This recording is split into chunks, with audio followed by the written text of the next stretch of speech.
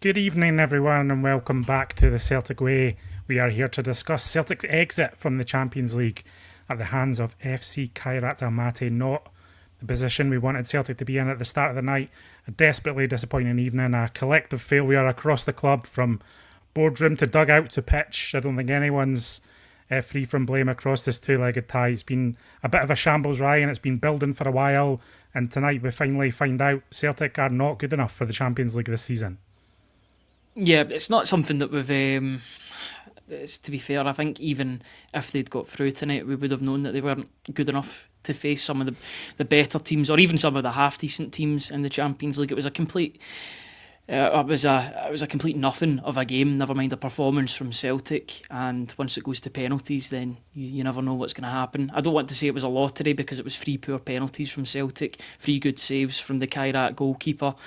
But the transfer gamble that Celtic have been playing this summer has not paid off, and they'll feel that in the finances with their lack of qualification to the Champions League. They failed to prepare, and they've prepared to fail, and unfortunately have done tonight.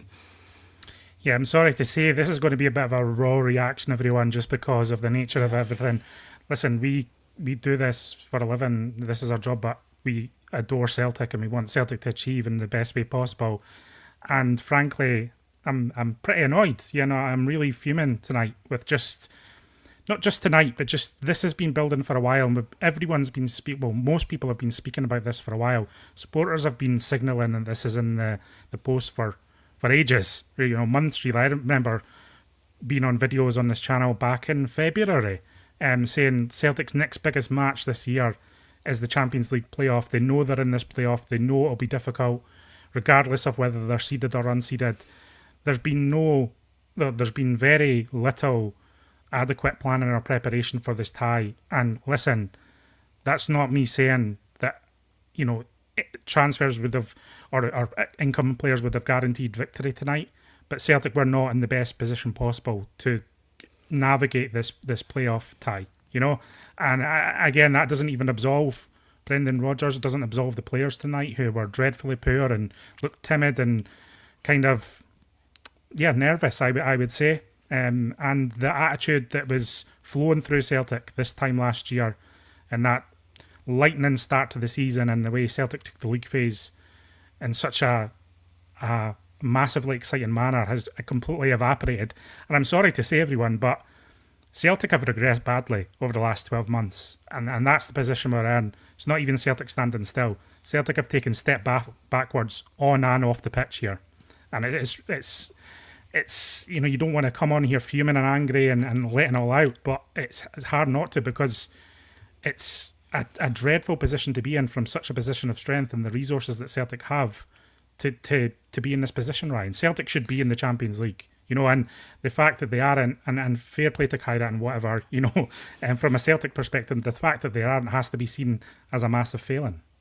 Yeah, I would go as far to say it's self-sabotage by those higher up in the club, to be honest with you. Looking at the squad, even some of the players that Celtic had last season, Nicholas Kuhn left the club. Not to say that he would have made a difference tonight. He could have played terribly like the rest of the team tonight, and the same result would have happened. But to lose one of your best players, one of your lightning quick wingers, and not replace him whatsoever, for your highest signing in the summer transfer window thus far to be 1.5 million on Shin Yamada, and him to not even come off the bench, something's just not right with the transfers that are happening, or the speed or the lack of transfers that are happening at the moment with Celtic. And it's really unacceptable. It's from the excitement and there was disappointment last season. We were disappointed that Celtic hadn't taken Bayern Munich, Vincent Kompany's Bayern Munich, to extra time at the Allianz Arena. Now we're disappointed because we haven't even made the previous stage of that competition, which is the league phase of the Champions League.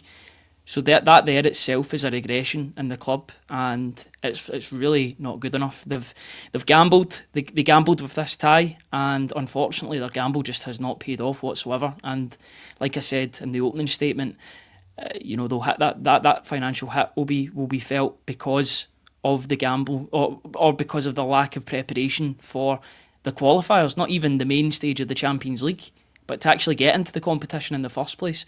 It's just a dreadful result, both on and off the pitch, for the club tonight.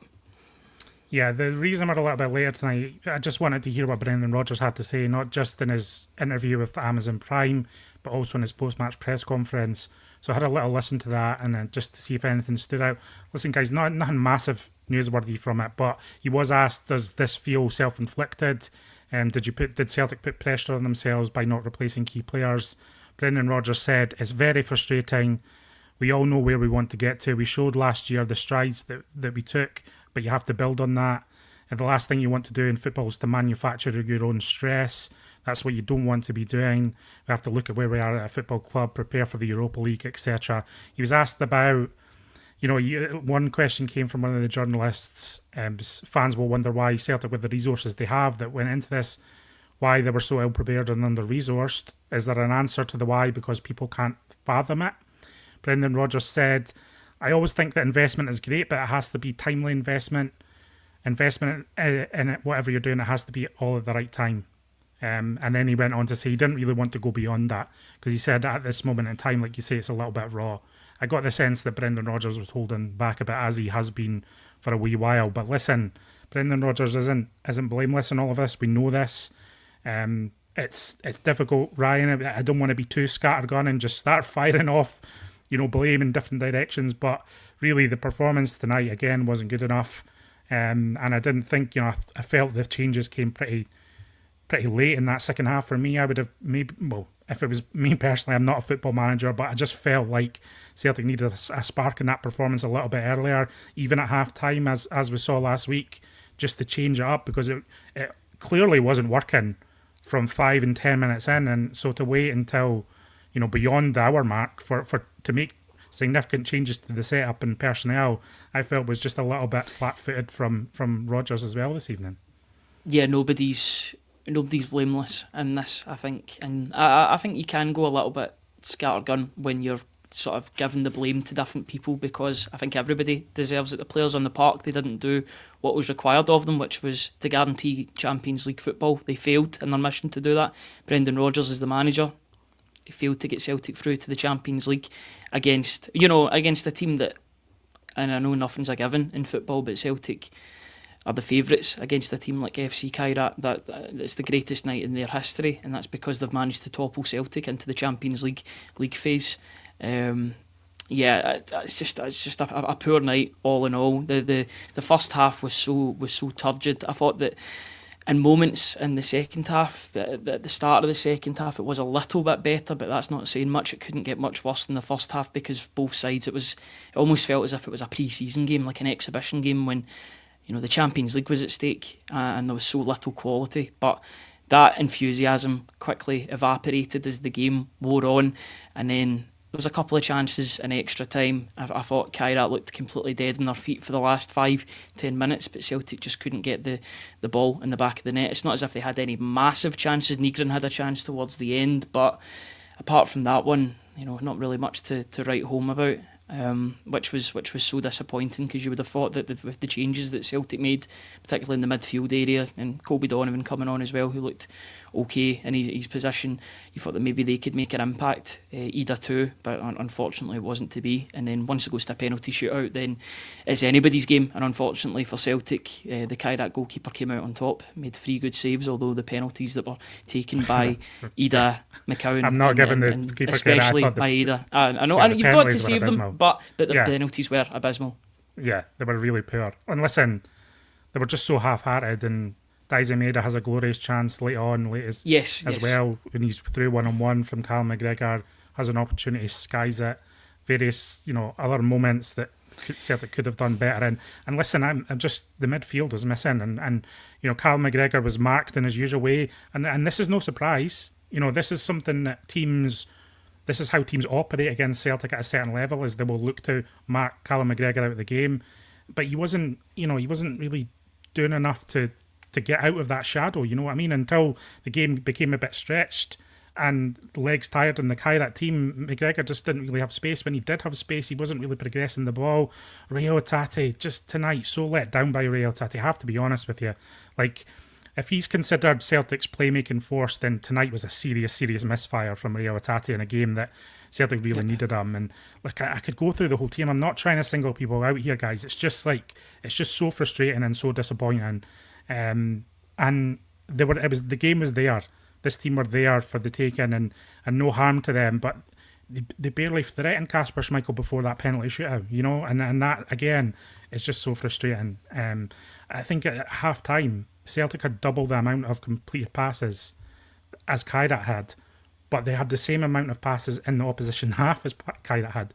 All the possession was just far too safe and in Celtic's own half, and it was just going nowhere until the team started to tire. I'll bring you back in a minute, Ryan. I'm going to bring some comments in from the live chat because I know everyone's leaving a lot of stuff, and I've tried to pick some out here. Henke saying the board have failed major, but Rodgers is to blame for tonight and the players. That's embarrassing and will send shockwaves around Europe. Martin Wilmot saying there has to be consequences at a board level. I feel fans will now turn against the manager, which will deflect from the board. James McCauley saying the European credibility we built last season has been shattered. Laughing stock again. I don't only blame the lack of business, the tactics and lack of flexibility in playing style is shocking. Daniel Roderickson on Facebook saying the board have gambled 40 million. Feel sorry for the fans that travelled there to watch that spineless display. The full team were off their game in the most important game of the season and looked lost in both legs and dreading Sunday now. I think there's nothing to salvage from tonight, guys, and this is it. This is the problem. There's nothing to salvage from this because I think there was an expectation that Celtic qualify for the Champions League and everything that brings. It's not about the money. The fans don't have the money in their pocket. It's about Celtic achieving at a level or competing at a level that you think they're capable of. And after going through the league phase last year and holding up fairly decently against Bayern, to be at this state 6 months on from that, I think is not acceptable. I have to say, just it feels objectively not acceptable. And Celtic are in the Europa League now, and I don't really want to talk about the Europa League tonight. We will cover that in the coming days and figure out who we're going to get in the Europa League and the challenges ahead there. And tonight it's just about realising what Celtic have missed out on. They've really blown it tonight on multiple levels, and there's nothing. Yeah, I think that's the big point there. In multiple fronts, they've blown it, but the damage was done, or a lot of the damage was done before this tie even started. When no players were brought in to, especially in the forward areas where Celtic were in dire need of reinforcements for this game. I was speaking to loads of people outside Celtic Park, even before the first game of the season, and they were all saying the same thing. Celtic need reinforcements in the forward areas, particularly for this European game, this upcoming European doubleheader. Whoever it was against, it turned out to be FC Kairat. Despite the opposition and despite there being maybe an expectancy, maybe wrongfully an expectancy that Celtic would just turn up and beat this team, we weren't saying that because we knew it was going to be a difficult game. We thought that there needed to be some strengthening in the first team in the attacking areas in order to not gamble with this game. But unfortunately, they have gambled, and this is the result. They've gambled and they've lost, and it's a bitter blow. It was a blow last week, but you still knew that there was at least another 90 minutes, potentially 120 for Celtic to salvage this. And I didn't think they could be worse than last week, but I thought tonight they were worse. Which is saying something, considering I watched 90 minutes last week at Celtic Park and they were dreadful, but somehow they managed to get worse, which is not good. Listen, it's a difficult one to paint. Yeah, really. No, I know it is, and I want to say something here as well. Is like this failure to prepare properly for this level is not a one-off, and I think that needs to be underlined here. Celtic have failed to come through the qualifying rounds of the Champions League on their last 5 attempts now. If you look back. So let's look back here. Knocked out tonight by Kairat. Obviously they were straight into the Champions League in the previous 3 seasons. They didn't have to come through qualifying. But before that, obviously went out to Midtjylland. Before that, went out to Ferencvaros. Before that, went out to Cluj. Before that, went out to AEK Athens. It's not since Rodgers beat Astana that in 2017 that Celtic have come through the qualifiers of the Champions League. So there's something wrong here in Celtic's preparation for these qualifying at this standard. There's something seriously wrong with how the club go about their business to prepare for the Champions League. And it's not as if this stuff is a surprise. This qualifying process doesn't come out of the blue. Nobody's suddenly just going, oh, well, we'll maybe have a good season next year. Oh, here's qualifiers. They're known well in advance. And I think that's really damning of the club at club level. Now, of course, there's going to be people being critical of Brendan Rodgers and the players, but at a club strategy level, to have gone through 5 qualifying campaigns for the Champions League, the last 5, and not make it to the group stage or the league phase is incredibly damning of the way the club is run at this level, I believe. I go back to those comments made, and I can't remember what report it was in, whether it was the interim report or the AGM, and Peter Lawwell came out and said, we keep that money, we stockpile the money for a rainy day for when Celtic fail to qualify for the Champions League. For me, it's just the wrong way to run a football club. Don't even think about not qualifying for the Champions League. Go and do everything in your power to make sure that eventuality or situation doesn't happen.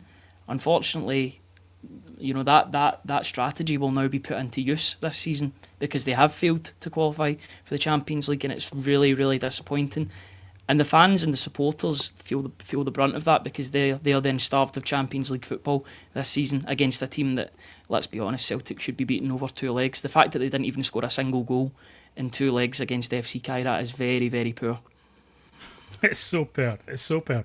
And I just think, listen, you can make the argument that Celtic's transfer strategy is to buy late in the window and strengthen late in the window.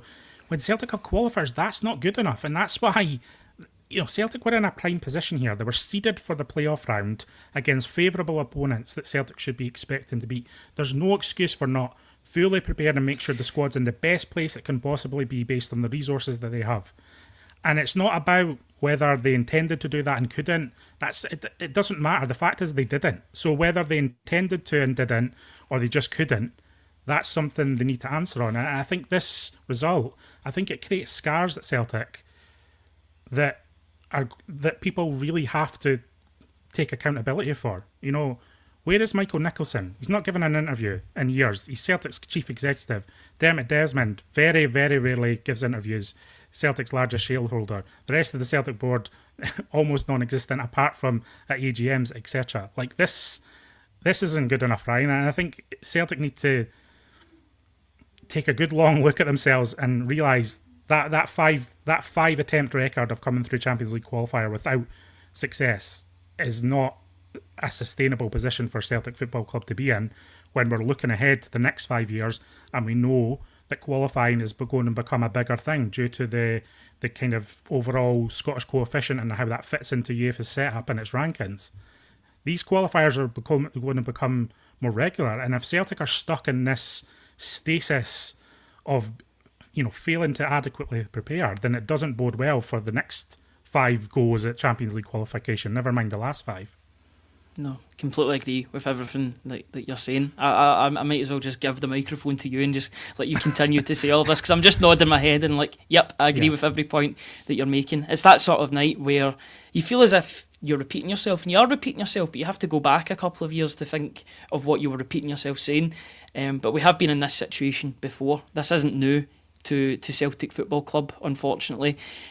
I just thought that maybe I was wrong to think that the club had moved on from that sort of management, but it's malpractice at the highest level. There was talk from the FC Kairat manager yesterday that Celtic underestimated FC Kairat. Well, I think the board underestimated the Champions League qualifiers, to be honest, because they didn't adequately equip Brendan Rodgers with the right squad, and look what's happened. Yes, it's a penalty shootout. Yes, anything can happen, but 210 minutes and no goal scored against a team from the Kazakhstan Premier League is pretty damning in my eyes.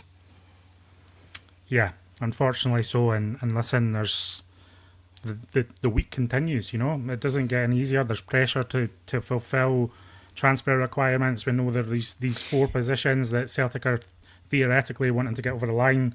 Brendan Rodgers was asked after the game by one of the journalists in his press conference, given the financial gulf between the Europa League and Champions League, does that impact at all on what you will do between now and the close of the window? Brendan Rodgers said, I have no clue. And then you said you don't know, and he said, I really don't know. No. That was how the press conference ended, guys. So make of that Look at what the you will. communication or lack of communication. The fact that maybe he's getting a different answer behind closed doors, but that's the message that Brendan Rodgers is sending out to the media. That he doesn't know what's going to happen with regard to the quality of signings that he'll get in through the door. It's got to the point that any signings now that are announced, whether that be tomorrow or the next day, there's going to be a backlash on social media because of it. People will say too little too late bringing these players in when they could have made an impact in the Champions League qualifiers. There will be a negative reaction to any signing coming through the door, and it's not the fault of the players coming in. They have no control over that whatsoever. It will just be a wider issue of the fact that Celtic have failed to prepare and failed to bring these players in ahead of their most important game of the season. For me, there was no doubt that this was the most important game of the season. We've been speaking about it for months. It was so important that Celtic got the right result. And unfortunately, they've fallen flat on their faces in Kazakhstan. Yeah, I'm trying to see what comments I can bring forward from the chat. I don't want to bring forward anything too extreme, but it mostly seems in line, to be honest with you. It's just hard when it's moving so quick to select the ones that I want to bring into the chat. And we're going to be talking about this much more now. I'm not on the briefing tomorrow morning. I am doing the weekly podcast with Hamish, which will be released tomorrow afternoon. So we will be doing a big deep dive into everything that's happening at Celtic and trying to get through that. As I said, this was always going to be a bit raw. I realise that I'm a little bit more ranty and probably come across a little bit angry than I am usually. It's just because I genuinely care about Celtic. I'm not just doing this for a laugh. If this wasn't my job, I would be doing this as a hobby. I would be doing this. And it's so disappointing because you look forward to the excitement of the Champions League and all that brings, and the variety and the standard of football and just the excitement of last year. And look, over the course of the next few days, we'll all get to grips with how the Europa League's going to go. As I say, I don't want to touch on that too much tonight because everything feels a bit. I'm just annoyed, Ryan. There's no getting around it. I can't blame you. I can't, and I think you're holding up pretty well from my end of things, to be honest with you. So yeah, I think you're doing a good job at staying calm given the circumstances. I think we both are. We're not losing our heads too much over it, but I think everybody in the comments can clearly see how annoyed we are with the way tonight's transpired. And we care. Yes. That's at the end of the day, we care about what happens on the pitch, and it's clearly affected us, and we're hoping that it's raw and it's real, because it is real what's happened tonight. Yeah, and again, just to underline, the most frustrating thing about it all is that everyone saw it coming, and it's been like watching this slow movement towards this brick wall that's on the horizon, and the brick wall's there, and Celtic just ever closer towards hitting it, just closer and closer and closer, and you can see it in the distance, and you're telling everyone, iceberg, whatever you want to call it. Yeah, a wall, iceberg. Why are we driving towards this? Why are we doing this? What's happening here? Is nobody going to take control of this and put Celtic on an alternative direction? Nah, they haven't. They've hit the wall, and Celtic are out of the Champions League, and now we move forward. We'll get into all the big topics tomorrow, guys.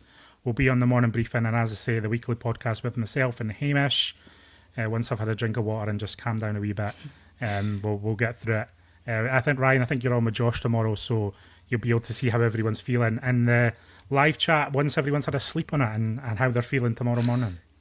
Yeah, absolutely. Looking forward to seeing everybody. Hopefully can see as many of the people that are joining us right now at 10 o'clock this morning. Either that or they join after the podcast is finished on a later time. But hopefully we can have as many of you as possible. Hopefully we helped you tonight as well, sort of get through the rawness of that result. Although I can't make any promises, unfortunately, on that one. I don't know about that, but we are there with you. And listen, we really appreciate everyone joining us in the live chat and coming here and sharing in this experience, because listen, when things goes wrong, collective experiences are better than being on your own, everyone. So we appreciate you being in the live chat. We appreciate your comments below. We'll see you again tomorrow. We'll have lots more to say in various aspects. We will look ahead to the Europa League as well. That will be a priority over the coming days. But until next time, we'll see you again on the Celtic Way, everyone. Good night and goodbye. Cheers.